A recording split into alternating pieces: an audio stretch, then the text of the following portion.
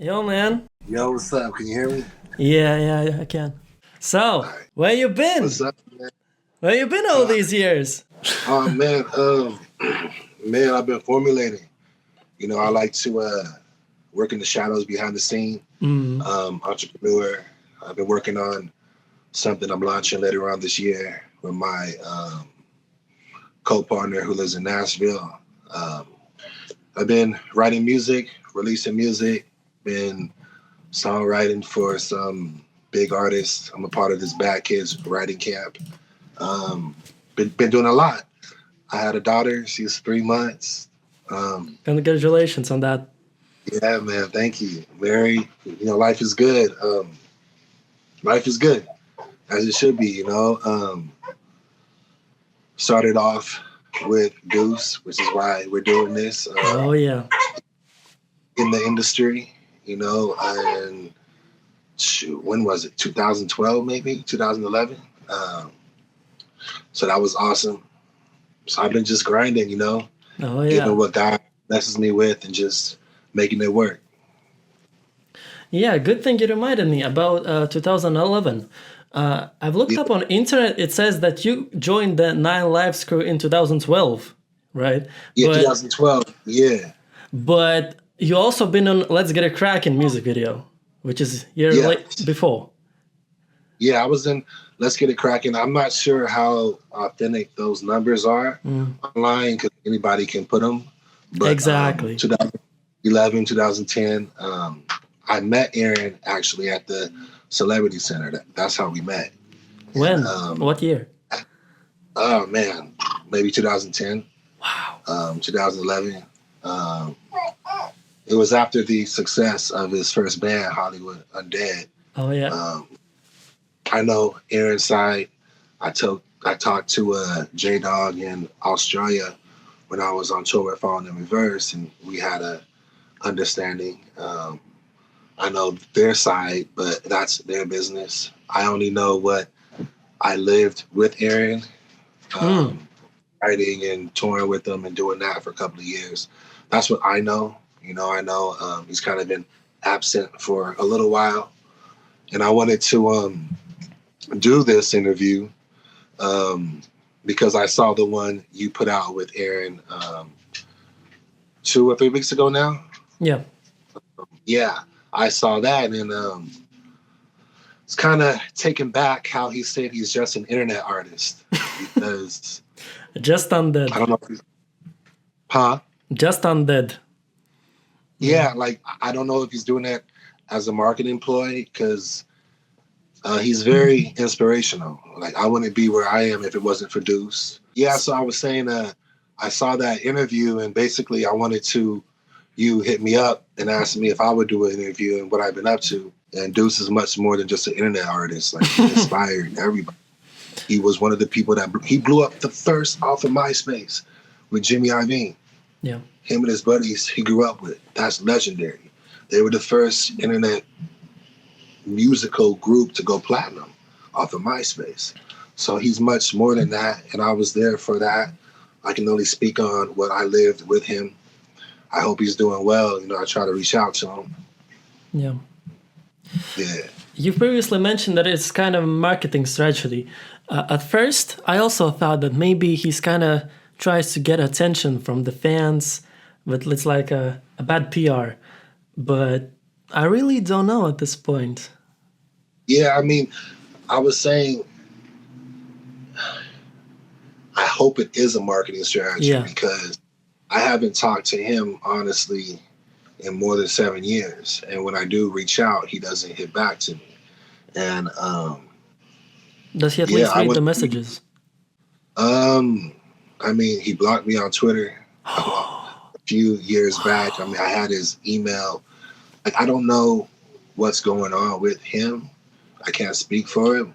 I was trying to reach out because I was able to pull myself through a dark night of the soul and get myself out of a dark hole that I fell in 7 years ago, which is why I've been more behind the scenes in the industry, but now I'm about to launch back out. So I was trying to reach out to him just to talk to him because when we did meet, at the Celebrity Center, I was doing that for self-help, and he was born in that. And I'm not with that anymore. And I just wanted to reach out and make sure he was doing good, just because over the years I've been hearing things from fans, how they, I don't want to put his business out there, you know what I'm saying? But I wanted to reach out to him to see how he was doing, because all the fans we known throughout the years touring hit me up. Like, b.LaY, how's your bro Deuce? How's Deuce? How's Aron? And I told him I haven't reached out. I haven't heard him for a while. I did reach out to his mom and Arina a few months ago, more than 6 months ago, because we used to be at the house off of Clayton chilling, writing music, and just, Oh yeah. being in our 20s, just being little knuckleheads out here in Hollywood. So I got to become close with his family, and I was trying to reach out to them to see how he's doing. So Did they tell you anything? No. When I did call his mom, she was in Clearwater, Florida, and she told me she'll get back to me when she gets back to LA, the West Side. That never happened. But I was trying to talk to them on a business sense. I wanted to help rebrand Aron and launch him back into the mainstream with some of the projects and the contacts that I've made over the last couple of years. But hopefully that comes into fruition. You know, I'm gonna always be there for my brother. I don't believe anybody's down and out forever, as long as they got the willingness to pull themselves through, you know. Yeah. So that's why I was reaching out, and she told me she'll hit me up. She hasn't. I called her a few months ago, texted her, nothing. Arina told me some stuff. We talked. I told her to get him a message, you know. So, but I guess until they see it, then they won't believe it. But that's just how it works. So, Do you know they're aware of his condition now? like, what condition are you talking about? Like him self-isolating from everyone, not speaking to like you and people close to him. Do you think they're aware of that? I'm pretty sure they are, because they were a very close, tight-knit family. I've heard that Aron's been out of the church for a couple of years. Okay, I don't know any of that church business, because I haven't been there for a long time. Yeah. So I don't know what's going on with that. Mm-hmm. You said you've been in a dark place 7 years ago. So Yeah. What was the moment when you decided to move on from the 9 lives and all that Deuce stuff? Yeah, so I'll get back to that dark place thing, but it was just lifestyle choices, too much alcohol and The Rockstar's lifestyle. Right, because when I was touring, we used to get Jameson bottles and liquor free every morning on the tour bus. So what do? We just have fun. So I had to get out of that lifestyle. But with what was the question about Aron again? Yeah, the question was, how did you decide to stop? Oh, 9 lives. Yeah, so reverse back when I met Aron, he just got out of whatever predicament he had with his first band, and he was looking for group members. And I came around after Truth. I don't know if he could tour or something was going on with him. And Aron had me freestyle and show him some of my music I was writing and producing since I was like 13, 14. And then he had me sing for him. And he was like, yo, do you want to be my backup singer? You want to be my backup rapper? You're already a dope artist. You can bring complimentary stuff. At that time, Hollywood Undead was all over LA, all over Hollywood, all over Silver Lake, all over Echo Park. It was just making a lot of noise. So I was like, of course, like, what do you mean? I've been writing music since a kid, like trying to get to this point. And now you're asking me to be a member of 9 Lives. Let's rock and roll. So we did that for like 2 or 3 years. Rockstar, Uproar, toured with Dizzy Wright and Snow the Product on Fight to Unite. A lot of great events. And we did that for a couple of years. I was still writing music. I dropped Initiation 1. I dropped To Cause and Effect, Mixtape, a bunch of things. And at the time, I was asking Deuce, Aron, I call him Aron, um, if I can write some music with him and for him. And because of his previous situation, he just had a lot of back off and a lot of trust issues. And we never really wrote a lot of music together for his own personal reasons, which I truly understand. And it was after, I believe, our last tour, after the whole Angels and Kings situation outside of that bar. He wanted to go on a little hiatus. And for me, I was 27, 28 at the time, and I couldn't stop because I wasn't signed to Alan Kovac and the record label. I didn't have a manager. I was still independent. He was the only one signed, and he was building around that. Mm-hmm. So I couldn't stop. And my friend Lizzie Gonzalez, who's a photographer in the scene, she brought me to I think a Wrapped Warped Tour party. And at the time, that's when I met Ronnie from Falling in Reverse.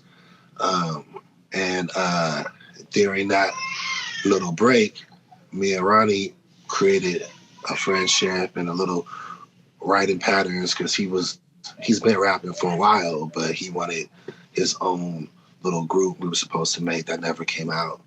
But it was during that break when I told Deuce, like, I have to continue on. I can't wait for you, but I'm still part of the group, you know, like how people venture out and then elevate each other, venture out, elevate each other, venture out, elevate each other, how you're supposed to do, because you can't be hot forever. So when you're hot, they rise. And if I get hot, you rise. You know what I'm saying? Mm-hmm. He didn't really like that ideology mentality. And I couldn't wait. So I just moved on, not from the group because he wasn't really touring. And then I believe a few years passed and he got Gadjet to be his hype man, and they had that show in Russia. So that was so that was the little departure time because I was writing a lot with Ronnie, a bunch of like rap songs, I See Stars against like just little groups. And at the time, Ronnie was going through what he was going through, and because I work security, being 6'5", he wanted me to be his security / backup rapper when he does his rap songs. And I was like, man, yo, let's rock and roll. Like, I'm here, and I don't know where my journey's leading me, but I will just take whatever road happens because that's how the industry works. When you get a job, you take it and you work it, and you just show and prove you are who you say you are, and you can create a great product. Do you still talk to Ronnie? No. How did that ended? It was it's very tricky because me and Ronnie have some real situations we've been through as brothers. I was there when his brother passed away for him. We toured, we got into squabbles in Germany with people. He got stabbed, I got stabbed. He was really there for me in Utah when he got accused of something that never happened, and the Salt Lake police didn't want to let me go because I was black. And Ronnie really vouched for me to like, yo, this is my brother. I saw everything. Nothing happened, bada bing. So he was able to basically free me of a situation that I shouldn't have even been named in. But because I was black in Salt Lake, it happened. So he was there for me. So there's nothing really bad to say other than just have a conversation outside of media, you know, because we're bros. But we just had like a certain falling out because at the time he was going through a lot of situations and stress with his brother dying, with the whole throwing the mic stand incident and all the accusations coming out for him. So his headspace at that time was different than it probably is now, because I haven't talked to him in a long time as well. But I know he's still doing well, and he's blessed, and he's a great artist and songwriter. And I see he's standing up for anti-pedophilia, which is awesome. He's been calling Oh out. yeah. I've seen on his man. Instagram, TikTok. Listen, I respect that. You know what I'm saying? You asked about what I gone through. And back in 2018, I just was quitting a lot of smoking weed and alcohol and just that crazy lifestyle. And it really triggered sexual abuse as a kid that I went through, that I had buried in my psyche. And I went through an event and it got triggered. And I called Kevin Lyman, who gave Music Care some money for my therapy. So I came back to Hawthorne to take care of my Nana because she had cancer. And I was going to therapy in 2017. At the time I met Russell Simmons, who's had his own wellness, self-care kind of a yoga tantric studio in Beverly Hills that was teaching us yoga sutras, the asanas, how to meditate, how to chant. And I was really just healing myself because I was in the dark. I hated myself from what happened to me as a kid. I couldn't get those images out, and it got triggered.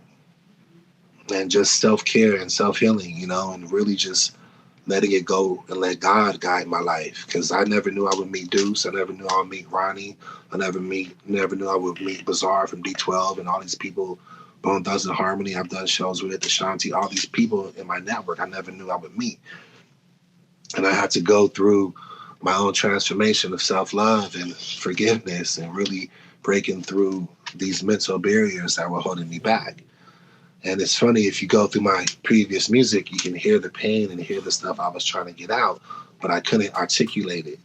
And sometimes that's just the journey of life. You have to go through the stages to really understand and look back. So I went through that dark night of the soul, and I pulled myself through that, which just answers what you were asking earlier, which basically got me to that point. And you asked about the fallout with Ronnie. It was during that time period I came back to California. I was in Florida at the time. I was also in 8 Mile, Boubay, Jamaica with the Rastafarians. I was in Kentucky for a little bit. So I came back, and at the time, I wasn't affluent. I was broke, and hanging around somebody that has it all and has wealth. Just, you just can't really. I don't want nothing from them. I don't want handouts. So I didn't want to be that person. So that was just the split. And then Ronnie's band just continued to take off, as they should. You know what I'm saying? And I just, so that's the situation. But I do know he's doing well because my boy Callahan, who's his producer from France, I was lucky enough to meet him before I met Deuce, like in 2008, out in Hollywood, and we connected. So to make that connection with him and Epitaph, and now to see Callahan becoming a worldwide DJ is just, man, it's motivation. You know what I'm saying? To see the people I've been with, created music with, spent hours and hours and hours in the studio living their dream, still doing it. It's just fire for me. I know Falling in Reverse just had that song with he won a Grammy, the country singer. What's his name? He's really big. Jelly Roll.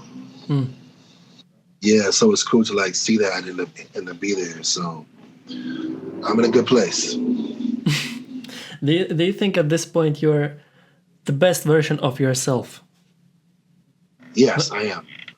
I am, and I can say that happily because all the mentors I look up to are entrepreneurs, and the common thread they say is your self work and working on yourself is the biggest thing you can do. Because once you have yourself, you can do everything else, which is kind of go hand in hand with this company. It's called G4L Family, Good for Life. We have a whole charity aspect and a lot of things that are launching because I've always done music to try to elevate, and I believe art creates culture.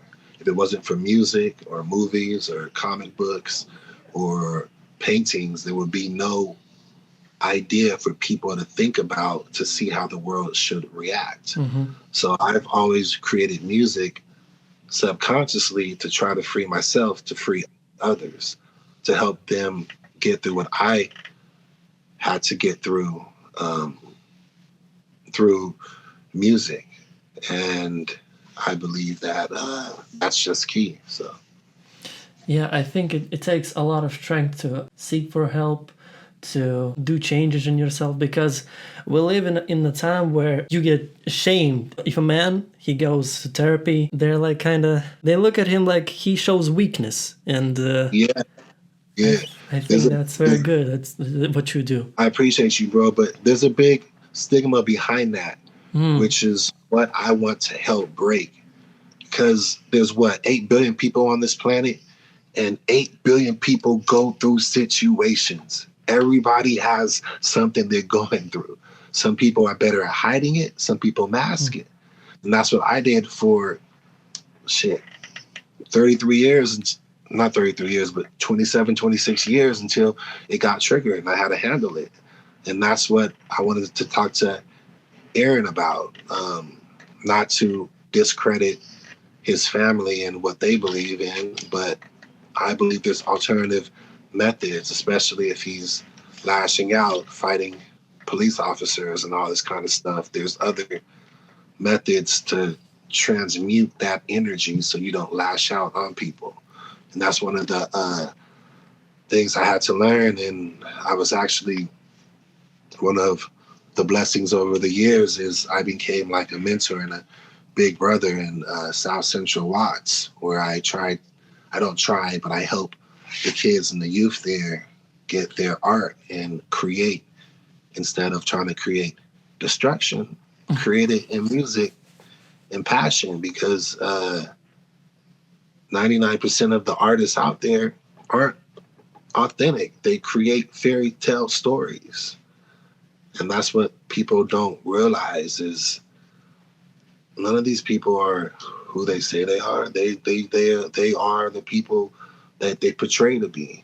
When you're authentic, like Johnny Cash or Marshall or Tupac or Bob Dylan, then or Kurt Cobain or these people, that's when you cut through that imaginary line and you have a breakthrough. But those are the only people that are authentically doing it, which is something that Ronnie does well. He's able to articulate his pain in music, which is why he connects. Deuce does the same thing, which is why I was blessed to learn from Deuce. Like, imagine he was 19 and 20 on MySpace and created those, and it blew up, sold 1 million copies.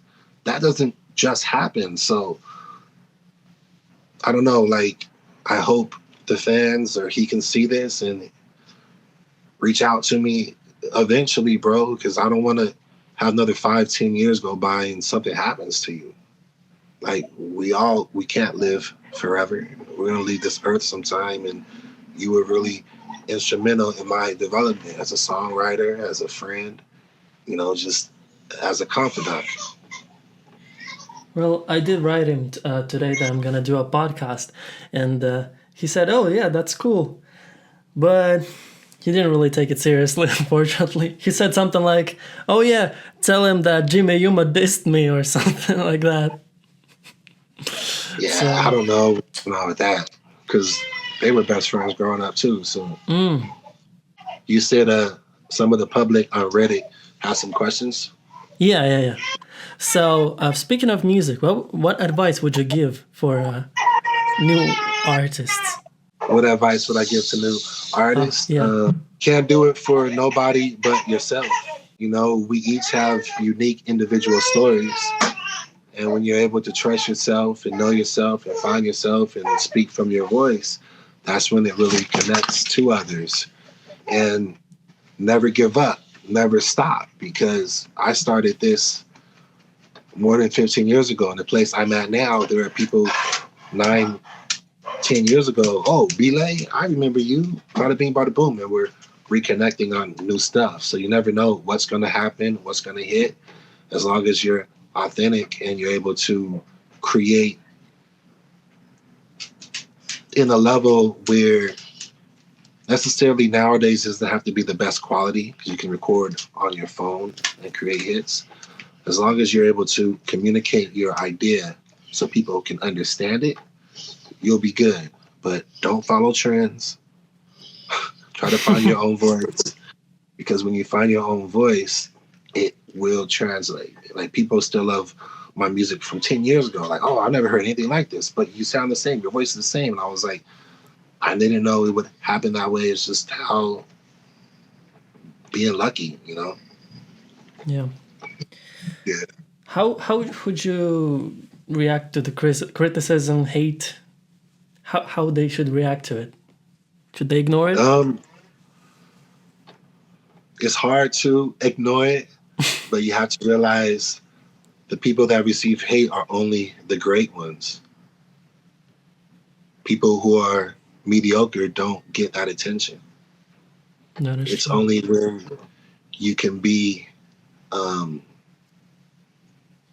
so polarizing that there's another side that hates you. It's like what Kobe Bryant said. They don't hate the people that aren't really practicing.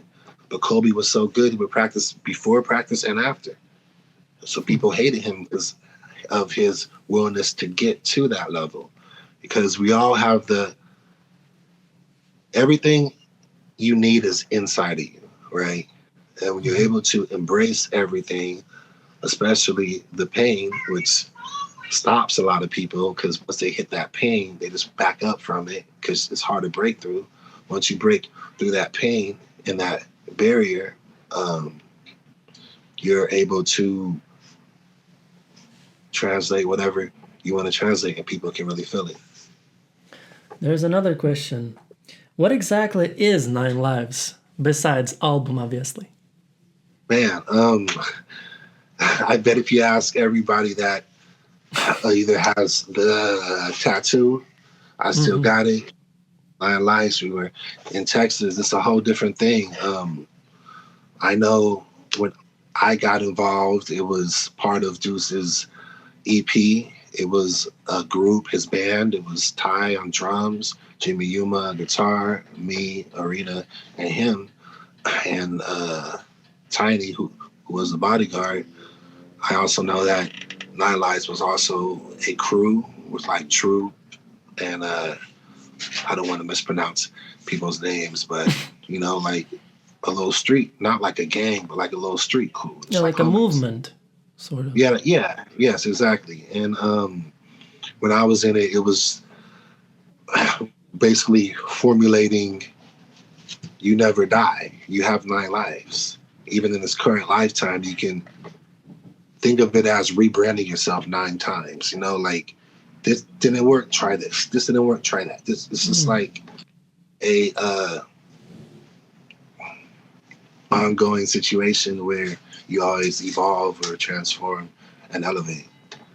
Well, speaking of that, Deuce actually had to rebuild himself a couple of times career-wise, because at first he lost everything, then he made his solo, then again, and I think he needs to do that again, like sort of rebuild himself. Man, I agree with you, and that's why I've reached out to him over the last year, because I was like, bro, you still have 300,000 fans on Facebook. You still have all these people waiting for you, and you can be the biggest whatever you want to be if you can look yourself in the mirror and get better every day. And whatever you're going through, know you can get better and you will get better. Back in creation of 9 Lives album, do you think he tried to compete with Hollywood Undead or just do his own thing? Not at all. He was trying to do his own thing. I was there when him and Yuma would be in the studio creating, having Ty come lay drums and doing different melodies. Aron was always doing his own thing because I know everybody has their own situation of what have happened with Hollywood Undead and him, but from what I was told, he was one of the main producers, and if he was one of the main producers writing a majority of the work, that's why Swan Song sounded the way it did, and that's why the other albums sounded different because he wasn't there anymore. But I don't know all the business behind it. I was there when he created the stuff afterwards, and it didn't sound like Hollywood Undead because it was Deuce, right? So Deuce sounded like him, and when Deuce was with Hollywood Undead, they had that group sound. A lot of people say he was trying to copy, but how could he copy something he created? Well, yeah. Well, Deuce comes from a word producer, so it makes sense if you think about it. I learned a lot of my writing and understanding of music from him. A lot of people don't realize, but I think Deuce is on the level of a musical genius. Mm. Sometimes when you're that genius, you can't do normal things. Like I believe Beethoven couldn't tie his shoes, or somebody couldn't do simple life skills because they're how their mind worked. And I would see him on the piano creating all these melodies and the symphonies that just pop into his head. And supposedly his dad is the same thing, so it goes in the family. So yeah, man. I just think one of the problems with our world today is we don't care for artists, especially the ones that are genius. We just want to see them go crazy and make fun of them online, or he's fighting cops, or he's doing this now, or like Kanye, he's doing this, he's going crazy. Oh, Instead yeah, of really, yeah. Instead of really trying to understand. And that's why I really wanted to reach out to Aron, because not even to judge him or to pick on him, because fans were telling me he was homeless and they're trying to send him $50 to eat. And I'm like, bro, like what happened? Which is gnarly. Like, let's just get on the hustle. You got 300,000 fans that will buy stuff from you. Even 10% of that is what? 30,000, 3,000, something like that.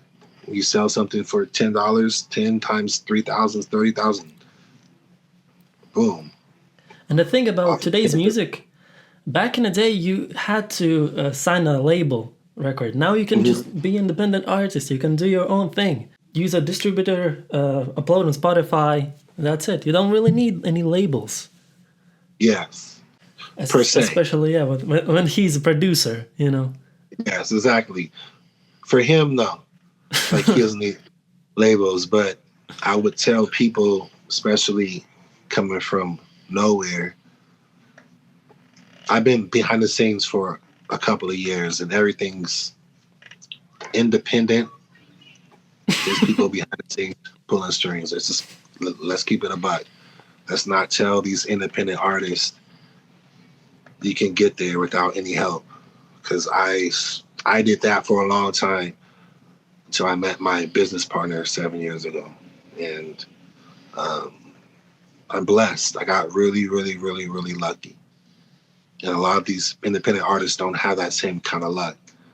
So I would say, get yourself to a point. Think of yourself as an entrepreneur, a business. You need a marketing department. You need a funding department, fundraiser department, a writing department, production department. Nowadays, a video department. You need to know how to edit. You need to know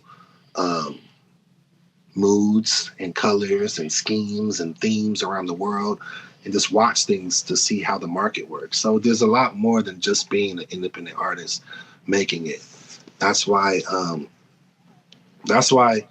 I think Aron should come back because with everybody doing TikTok nowadays and all these new platforms, Deuce was the first one to make it off of fucking MySpace. He started all this TikTok, internet, Matrix, video, IG. Like, bro, I swear, like the music industry is like WWE. It's WWF, but just what's the character? And it's just like, it's different now. Yeah. So I think if Deuce, if you hear this, bro, whatever you got to do, get yourself up. If it takes 2-3 years, you're worth it. The people, the kids that believe in you, worth it, because you still touch a niche market of these people that feel hopeless, these kids that feel broken, these kids that your voice spoke to. I saw it every day on stage. People crying, saying these things because you wrote this, you helped me get through. Don't you understand? If you write what you're going through now, you're going to help them get through even further. That is true. Because everybody goes through stuff. Well, the thing about him these days is he kind of damaged his own image, sort of, because now people think about him this and that he's, as you said, like homeless and all that stuff. I think him delaying the music, him not doing much, is ruining his public image. So even if he came back right now, let's say tomorrow, lots of people are going to be pissed at him because they thought he's in trouble, he's this and that. Good. Let them be pissed. He'd rather have the fans be pissed than lethargic, not caring about what's going on. Let them be mad. Whatever he's going through is not worse than what Robert Downey Jr. went through, not worse than what Mickey Rourke went through. It's not worse than most of those rock stars go through. But the thing that gets them through is they communicate what they're going through their medium of choice, which his is his voice and his rapping and his production.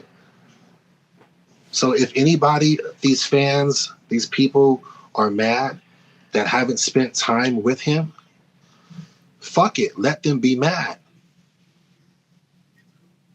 Because I remember slaving away with Aron, switching off, driving, going to tour, and I'm not trying to just sit here and see my brother die over some whatever he's going through because he doesn't think people understand him or he's worried about what the fans would think. Fuck him. Let him be mad. Yeah. Straight up. How was it actually touring with Deuce? Do you remember? Oh, of course. It was awesome. We didn't have crew, so we had to carry everything, the drums, and started off renting a van, then moving up to an RV, then a Sprinter, and just doing the whole thing. But it was hard work. Everybody would drive 2 hours, switch off, load in, play the show, sign autographs, takes pictures, load up. Aron, he wouldn't do that because he was the star, it's his group. So everybody else would. I mean, but that's how it should be. Yeah. Like, we wouldn't be there if it wasn't for Deuce. He's the main person, right? You have to understand that. So it was fun and it taught me a lot. And seeing how he reacted with the fans and how he wrote music that translated was awesome. Meeting Busy Writing and Snow the Product, who are huge in the hip hop world now, like they remember me from that. So it's just like things just fall in place. But it was fun. It was hard work. It was a lot of fun. Would you say that Deuce and Aron are two different personalities, sort of like a persona? Yeah, of course. But that's the genius of being an artist. Like me, I have b.LaY, which is technically me, but b.LaY is just a superhero thing I created in my head, which artists do, you know. One of the curse and the blessing is the ego, because the ego makes you competitive to create with others, but the ego can also be your downfall when it comes to personal relationships and knowing when to not have an ego, because I'm not my body, I'm not my mind, I'm not my ego, I'm something completely different. but people get lost and get trapped in that. Do you remember anything, for example, from touring or just speaking to Aron, something wise that he said, like that you could use sort of like a quote, maybe? Oh, man. He was always laughing. Like, he's always funny. Like, he would say just funny little things all the time. But, you know, like, when I was leaving Nine Lives to pursue my own music more, he just told me, man, you got it. Just don't stop. You got it. He didn't hesitate. He just fully supported. Yeah. Because he didn't really want to. He got burnt out of touring for 2 or 3 years straight. And I think he wanted to write more. And he just knew there was this momentum behind my brand and his collaborating to say, go. And that's, I mean, it's commendable because most people will want to keep you trapped or keep you under their wing. You know, like Robert Greene says in the 48 Laws of Power, never outshine the master. And some people, when you try to, even if you're better than them, they don't want it to be perceived that, you know what I'm saying? But he was always go get it, which is why I tried to reach back to like pull him up. What's up, bro? Yeah. Remember, what's up, bro? How friends are really supposed to do it. Exactly. Man. Wake up, Aron. Oh, wake up. Exactly. Yeah, man. Have you heard any new Deuce collabs? Well, that interview you had, he was talking about a collab. Yeah, with Troy Boy. Yeah, I heard that. In a broken side. Yeah. But Deuce has great collabs. He has the collab with Travis McCoy, with Truth, with Ronnie. He has a lot of dope collabs with Gadjet, with me. You know? Yeah, I think so too. Do you think Ronnie ever remembers Deuce, gets nostalgic over it? How do you think? Because at some point when he collabed with Ronnie, yeah, he was bigger than him. And do you think he kind of remembers about him, thinks about him sometimes? I mean, everything is perception. You know, like bigger than or less than. It's all perception. Because I know Ronnie and Deuce had that song together before I met Ronnie. They had a song, gosh, Nobody Likes Me, I think it was. Yeah. Or before. So, I mean, say your question again. Do you think he remembers him sometimes? Does Ronnie remember Deuce, or does Deuce remember Ronnie? Does Ronnie remember Deuce? Bro, I haven't spoken to Ronnie in a long time, but he's a really smart, intelligent person. I mean, I don't think he would forget ever doing songs because he makes so many of them and at high quality and caliber. You know, there's songs. There's so many songs that haven't been released that are just there. Oh, speaking of that, do you think Deuce has plenty of unreleased stuff? Yeah, because I remember one of the times on tour, we built a studio on the very back, and we were recording every day. Who has those files? I don't know. I mean, one thing about being an artist is you're always trying to create. You're always thinking of ideas. Idea pops in your head. You want to record it as soon as it gets there, so you can always have a track of how the cadence is, how the tone is. So I believe, I mean, I know there's a bunch of songs. Do you think we will ever get access to them? I hope so. You know, I hope he, you know, picks himself up by his bootstraps. You know, I mean, as you said, nobody needs a label anymore. And the great thing about Deuce is he's still Deuce. He still has people that are worried about him, thinking about him. Yeah. So he doesn't really need a label. He can just put stuff out, and his own marketing behind that and traction, it would do good. So I hope he can see a benefit in creating again if he wants, but I really don't know what he's going through. I can only do what I'm doing and don't have a closed door for my friend, because eventually he's going to reach out eventually, and when he does, I'm going to be there for him. Would you like to do a song with him? Yeah, of course, but I want to make sure he's in the right mind space, because one of the reasons why I haven't been dropping a lot is because rebranding, me and my message and what I want to create as an artist, and how I want to leave a legacy upon this world, especially being a father.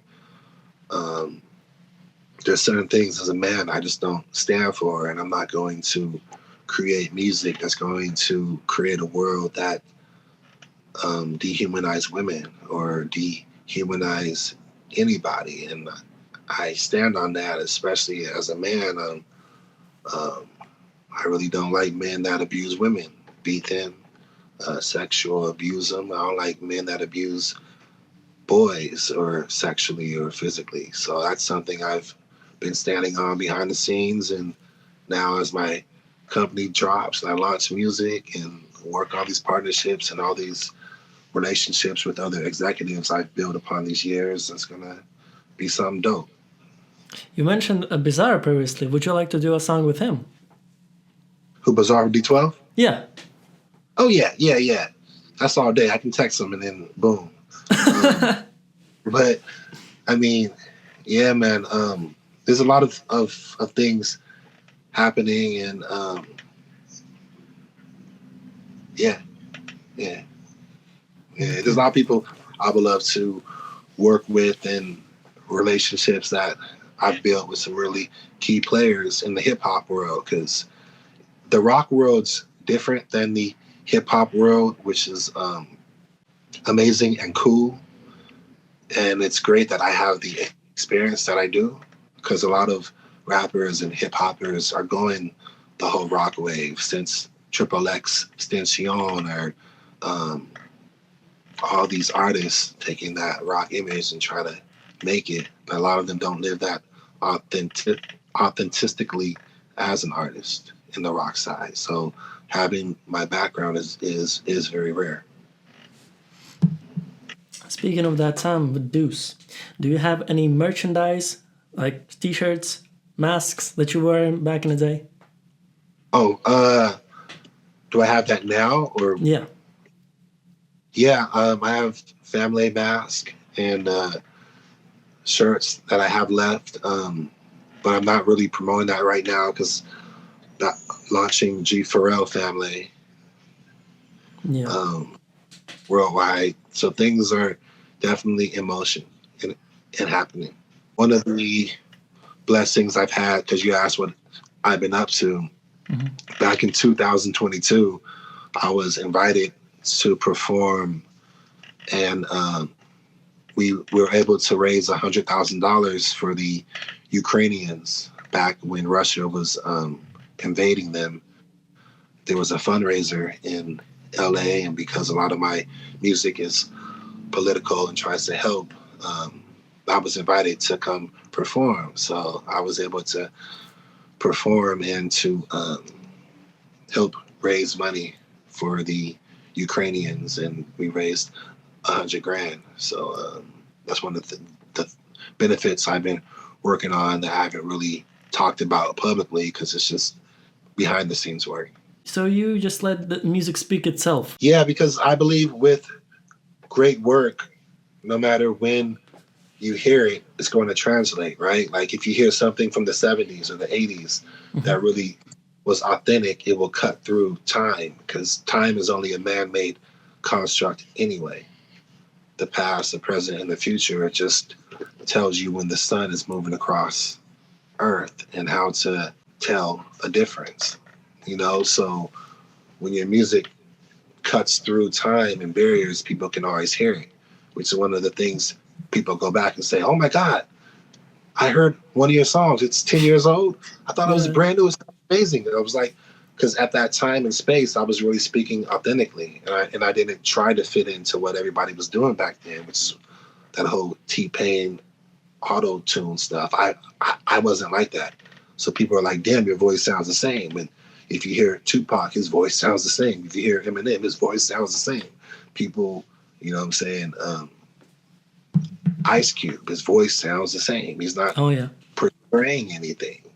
He's authentically living his life, telling you the story. But I think one of the problems, which is why I'm proud of Kendrick, is like going against Drake, because Drake Drake is the poster child of paint this picture and do this, and let me not tell you about who I am, because I am Drake. You know, it's like, bro, you're Milli Vanilli. Stop it. Oh yeah. Speaking of music, there's this question. So, what happened to your Initiation Part 1 mixtape? Bro, Initiation 1, during the pandemic, it got pulled down all over. It's on my website is being revamped right now. I'm gonna put it back up and I'm gonna re-upload it. Because it's funny, I wrote that back when I was at Celebrity Center and I was learning about Scientology and doing a bunch of stuff. I was putting some key things in my music that talked about stuff. So it's funny that anti-vax and all these things back then I was talking about, it got pulled during the pandemic. So and that's something I had to realize, is how much government control is in the entertainment space. Like, who is it? Our Department of Defense has a branch for entertainment where they look and care about everything in America. Now, you're in the UK, but in America, they have that because music is brainwashing. It creates realities. So they want to make sure what you're talking about fits in with their vision. So I had a fan say, I can't find Initiation 1 that got pulled everywhere. And I looked it up and it got pulled everywhere. And I was like, you didn't have my permission. You didn't come and ask me for that. Like, I created this. I produced this. I raised money for it. So, but I'm going to put it back up because I just think it's about timing, and it would be great timing to relaunch that. That is true. Yeah, man. That's good. Do not let the media silence your music. Keep creating. Yeah, man. That's the key. Okay, what are your thoughts on horrorcore? Horrorcore? Man, I think it's dope. I think anything somebody can do to create art is perfect. Like, Tech Nine could be considered horrorcore. Look at my like darker music, like Hellbound and the darker stuff. It could be horrorcore, but it was from a authentic place. It was from a dark spot living in that I was in. I was trying to speak through these demons per se, but I think it's cool. I mean, as long as you're doing it in a way to help others, I think it's dope. I think if you're doing it to cause pain or cause tension or friction in our world, I think you're an asshole. Do you know what happened to the Truth? No, not really. I met Truth once or twice. I know that he struggled with drugs, and he had that viral video that happened. Yeah. And I pray he's doing well. During the first year of touring with Deuce, I know that Truth was getting out in a halfway house, and we try to help him. But to each their own. Like, you have to pull yourself up. And I pray he's doing well. I don't see a presence online anywhere, but I hope he's doing well. You know, I mean, life is too beautiful to squander it over drugs or for a dream that's not working. And then you just continue to beat your head on the wall. Do you keep in contact with any other Nine Lives members? Yeah, the only one I've been in contact with is Ty Gaddis, our drummer. He's an entrepreneur as well. And I was working for his company a few years back just to get by. And we talked about music and collaborations because he's very successful in what he does right now. So I keep in contact with him. I know Aron's sister maybe has 2 kids now, and Oh yeah. we probably talked maybe twice in the last 2 years. But I know she has a family, and I know that's priority as it should be. Exactly. You know, Jimmy Yuma, I haven't talked to. I talked to his brother more, but not yeah. And I talked to the guitarist from Texas. I forget his name right now. But he was there. James Kloeppel. Oh Yeah. I talked to him on Facebook. I know James, man. James is dope. One of the best guitarists I've ever seen. I think he's tours with Warrant and a bunch of old school rock bands as a guitar tech and songwriter. Like he's dope. And I think he's still married to the girl he met on his first tour with Deuce, and they have kids together. Wow. So I think it's amazing. Like he was like, I don't give a fuck about fame. I'm going to Texas. I got my family now. Man, that's the key to life. Take care of your family, raise yours up, and escape this whole Hollywood bullshit. For a couple of last years, he also posted on Instagram his guitar covers on Deuce's Invincible album.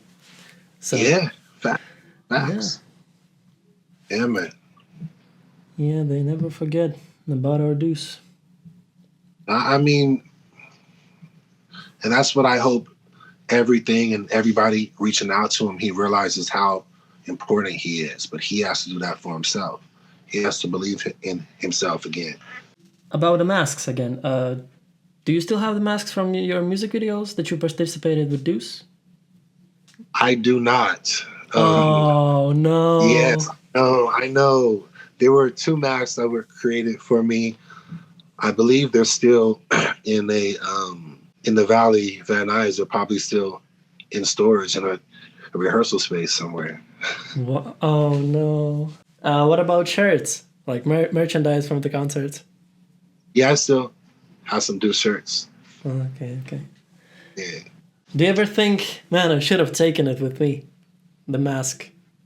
Yeah. Yeah. So how was it performing with them? At what time do you take them off when you perform with Deuce? We first started to perform and wear the mask for the entire set. Entire set? At first. And then Deuce was like, it's hard to see with this mask. And I'm sweating. I can't see. So then we would always run out to Undead, but we called it 9 Lives. 9 Lives! Yeah, 9 Lives! 9 Lives! Yeah. So we would run out in that mask and like get them hype and then take the mask off after the first one, after the introduction. Does it make you sound different? Does it push your nose? Or not? Yeah, definitely. You're able to sing and project better without it. Do you know who was the designer of the masks? He had a few people. I know he had a few, because he was signed to 11-7, I believe, Alan Kovac. And they, man, had a big budget behind them. So they had the best of his best for the Mirror mask, for the America mask. Man, yeah. Do you think I was he at his still house. has them? He brought the mask. Yeah, I'm sure Aron still has those. I hope he does. I hope his parents have it, because those are collectibles. Yeah. I would sure put it in the glass panel, for sure. Oh, well. What was your favorite song of the 9 Lives album? I liked I Came to Party with Travie McCoy, because I would perform his part live. A Gravestone was nice. A couple of them. And how was the crowd, actually? How were the crowds? All the festivals were huge. The crowds, they were nice. We didn't really have any small crowds because of the hype from Hollywood Undead. Oh, yeah. So everybody wanted to see what Nine Lives was. And I remember we had a private showing for a few major record labels. So that was nice. And the whole experience was nice. And it was all brand new to me. I'm 24, 25 years old. It was all brand new. Like, what? So it was really cool, especially I played college basketball, so I was used to having crowds around. And then I was a theater arts major at Cal State LA. So I learned how to break that fifth wall, or the fourth wall, excuse me. Mm-hmm. So it was really cool to experience that on a music level, especially something that you can create to get that kind of reaction is a great feeling. Were you nervous performing? Yeah, every time. So before entering the stage, you were like, take a big breath, yeah? Like, let's do it. Yeah, man, if you watch that BryanStars interview, yeah. If you put on BryanStars Deuce, like before every show, we would huddle up and Deuce would say a little prayer, and then we'd get ourselves, like how football players go, ooh, and they each other up. We would get that synergy going, and then Ty would go up on the drums, pop, pop, pop, pop, pop, pop, and you would hear the music come in, pop, pop, pop, and then we would just run on stage, feel like little gladiators. Put your motherfucking hands up! Yeah, bro. Yeah, it was dope. It was dope. Wow, that's awesome. Oh, speaking of BryanStars, you remember that there was this girl with Deuce on that interview? Yeah. I think she passed away a couple years ago. Oh my God. Yeah, no way. You remember that one? I black do hair, remember I think, that. Dang. Yeah. See, life, man. That's why I want to get to Aron, because we don't know when we're going to expire, but we're all going to leave Earth one day. Mm-hmm. Damn, that's crazy. Yeah, no, really. I've been told that maybe a couple months ago.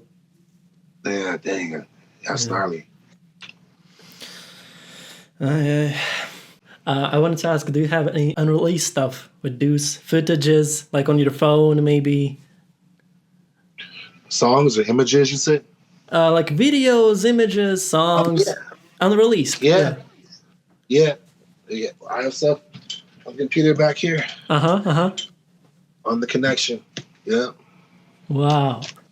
What about any videos? Private videos from touring, tour buses? Yeah. Would you consider releasing them at some point? No. Because, really? I mean, because it's Deuce's brand, like I would hate to somebody release stuff from the b.LaY brand that I don't sign off of, because it's, I was Robin to him being Batman, and I hold those spaces confidential, and I'm not just going to leak that, you just don't do stuff like that. Oh, that's a big ouch for the fans. But I understand. Well, get the fans to have Deuce release it, or have him create like a little private $2 a month, and I'll send him everything, and he can release it there. Okay, if Deuce comes back to his prime, let's say, would you consider then? When he comes back, not if. Oh, sorry, yeah. When. When, yeah, exactly. Yeah. Of course, because it would be cool for him to tell whatever he's going through in his music, and then have footage or videos from way back when. It just shows people never give up. Why would you give up on your dream, especially once you became successful? You only fail when you stop. If you keep on going, you don't fail. It's a life lesson, but when you stop, that's when you fail. Because it's a new day. It's not yesterday. It's not 5-10 years ago. It's 2025. Yeah. And you still hold the interest of the world. So why would you stop? Which is why in my head, I'm thinking him saying he's just been an internet artist. He's just been an internet artist. He's not a real artist. Those songs are AI. I wasn't producing. I wasn't there. I was blown away because I'm like, I was in the studio with you, and I'm not a liar. I'll only speak on the years I've known you because I don't know you now. But that's his decision. But that's why I thought it was a whole marketing ploy, because I'm like, you're not an internet artist, bro. You created everything that we see now, from all the TikTok stars blowing up. Yep. Back when I DM'd him, maybe in March, we told him about the Discord server. Yeah, we made this like huge community about you, and he said, back in March last year, he said something like, yeah, support the Nine Live Studio, tell the fans. And 1 month later, internet artist, never made, never did. Yeah. So. Yeah, that's, dang. That's unfortunate. Oh, there was a question about rumors. What rumors that you heard about Deuce that you can confirm are true? I can't confirm any rumors are true. Well, not decent, because recently there's been lots of rumors going around, obviously. Yeah, there has. Anything being truthful, I don't know, because I haven't talked to him. I know fans hit me up a lot recently, sending me information and stories and conspiracy theories about him and his family and everything. And I don't know. Yeah. There was this opinion on Deuce that back in like maybe 2011, 12, he was this big egoistic douchebag. Do you think that's just a big false rumor about him? He wasn't like that, really. He wasn't all rude, man. you know? Yeah, he had a very kind heart. Like, I know it was very braggadocious in his music, but he was very kind and soft-hearted and not timid, but just to himself. He wasn't a big asshole like that, not at all. How's the singing process with Deuce? Because The singer, yeah, because there's been rumors that he's lip syncing, using backtrack or whatever. Do you think he's able to sing live? Yes. Is that a rumor? And how do you think? I've seen it happen. Every show is live. Every show. The whole backtracking things are haters. Every band I've been around, Warped Tour scene, other scenes, use tracks, backup tracks. Everyone. I was blown away. You can ask James about this. He actually worked on one of those Oscar shows. I forgot the artist, but she hired James to be her guitarist on stage. And she didn't even plug the guitar in. It was all fake. And so this is the top of Hollywood doing that. You know what I'm saying? But I know Deuce sang for real. Ty played the drums for real. I sang for real. I rapped for real. Arina played the keyboard for real. You know, so I don't know. I just think it's from a bunch of haters that are mad because he was really doing it. Haters gonna hate. Like in that song. When you're great. Haters are gonna hate when you're great. Yeah. Yeah, man. Would you consider maybe doing a collab with the Gadget, maybe? Or just getting a call with him? I've reached out to Gadget over the years. He's really peculiar in the stuff he chooses. I know when I was in Florida, he was in Florida, but yeah, if it makes sense, you know, I mean, I was gonna reach out to Aron more because I'm more entrepreneurship, executive type roles, and if it makes sense, you know, like I'm really not trying to backtrack or move backwards, you know. I only want to step forward every day. Okay, let's do the last one then. So imagine Deuce is watching this. What would you like to say to him? What he could do? How do you think? Man, I would tell you, bro, whatever you're going through is bigger than you. And there are people that you've helped, listeners, fans of yours, friends, ex-band members, people that you can reach out to that really want to see you get better. A lot of speculation online, I've been trying to reach out. Hopefully you hear this or see this or gets word over to you. But man, pick yourself up, bro. That's what I'll tell him. Exactly, Deuce. Come on, man. We're waiting. For sure. All right, then. Yeah, Well, I appreciate you, brother. yeah, thank you a lot. Thank you for the company, reaching out. Yeah, definitely. Enjoy the UK. Thank you. See you, All right, man. bro. Yeah, Deuces. man.